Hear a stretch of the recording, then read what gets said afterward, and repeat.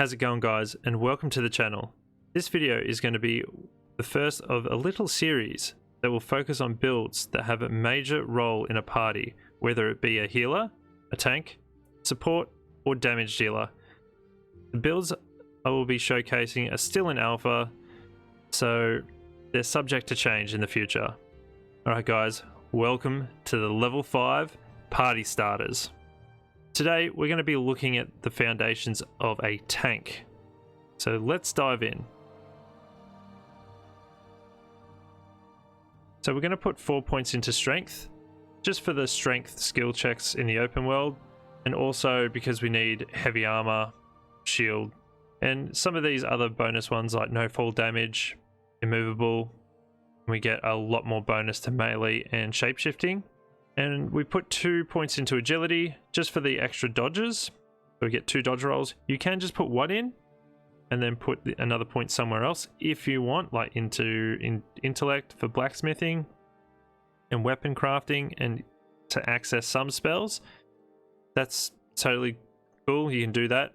And then I put 1 point into charisma just for the leadership bonus that it can provide, and because you can get a dog if you want.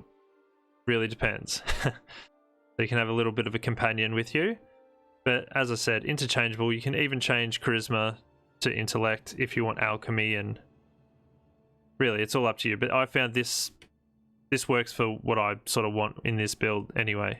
And then in our origin, you can pick whatever you like. It does not really matter. I'm going to pick mercenary just for the bonus simple heavy armor at the start. It's just a little bit of a boost. Mostly just for the mercenary speech checks.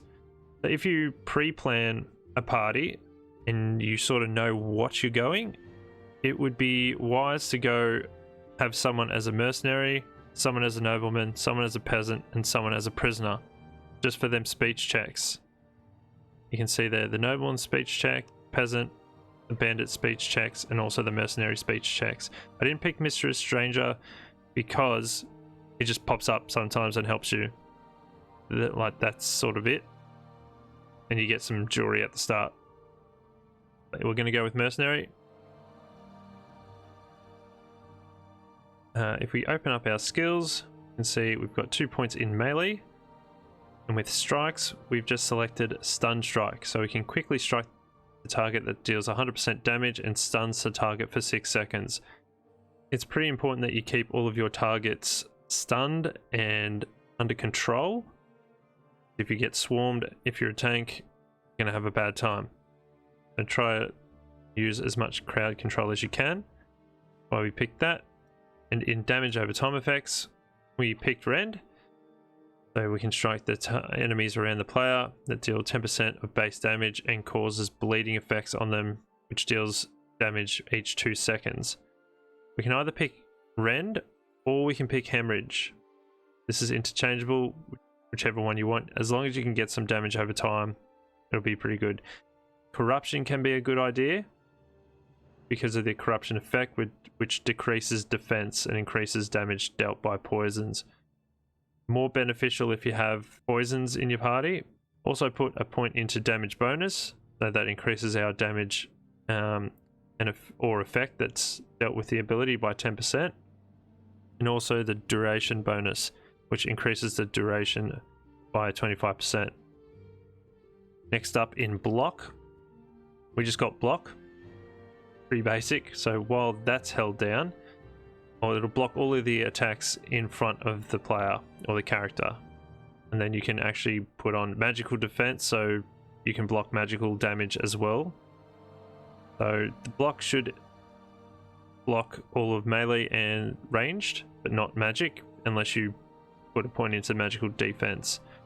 If you have a whole team of melee, this could be a good opportunity to pick up area of defense.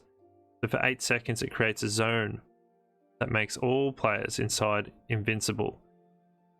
It's a long cooldown, but if you pull a lot of enemies and you pop that with a lot of melee, or if you all just group up in a very tight formation, area of defense would be a good suggestion.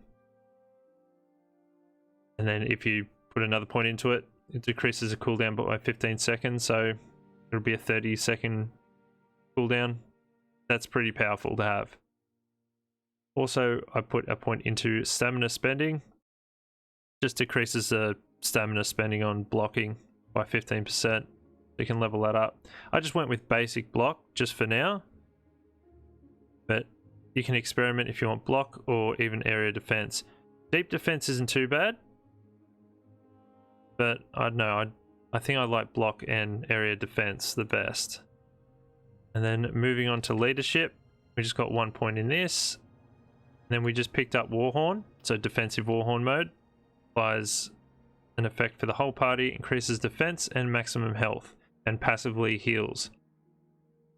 So I just picked that up just because we're going to be a tank, so it's our job to sort of boost up our defenses just a little bit. So that's good to have. You can also pick up attack Warhorn, increases melee and range damage, or also attack speed for the whole party. Them two are pretty good, unless you want to pick up magic Warhorn, but that just only increases the dark and nature and max mana for your party, so probably more beneficial for defensive or even attack Warhorn. Just depends on your party, so you can interchange them. Rightio, let's actually see what it's like in action. So here we are, we're going to try and take out this troll. We'll pop our Warhorn. This is probably very dumb because this guy's going to aggro. We've got to go take him out first. Get a bleed on him. Roll out of there with our dodge because of our agility. We can get hit, of course. Get out of that. Use our stun strike. Use our bleed. Keep hitting. Use our block.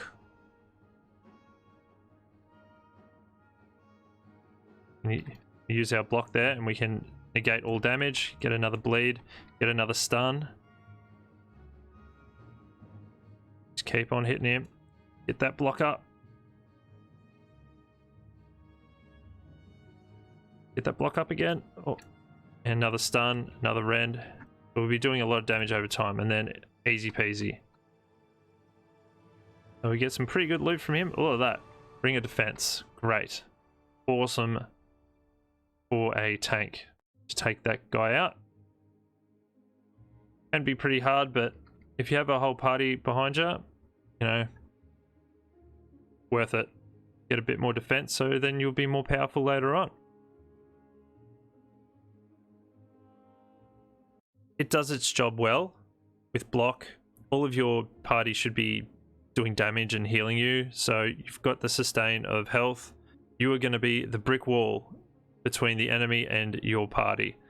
You can chop and change whatever you like, but as long as you have that 4 strength, I think that's what really makes the attribute bonuses worthwhile, to have all 4 points into your main attribute. But that's going to do it from me, guys. Thank you so much for watching. I really appreciate it, and I hope to see you next time for some more party starter builds. Alright guys, take care.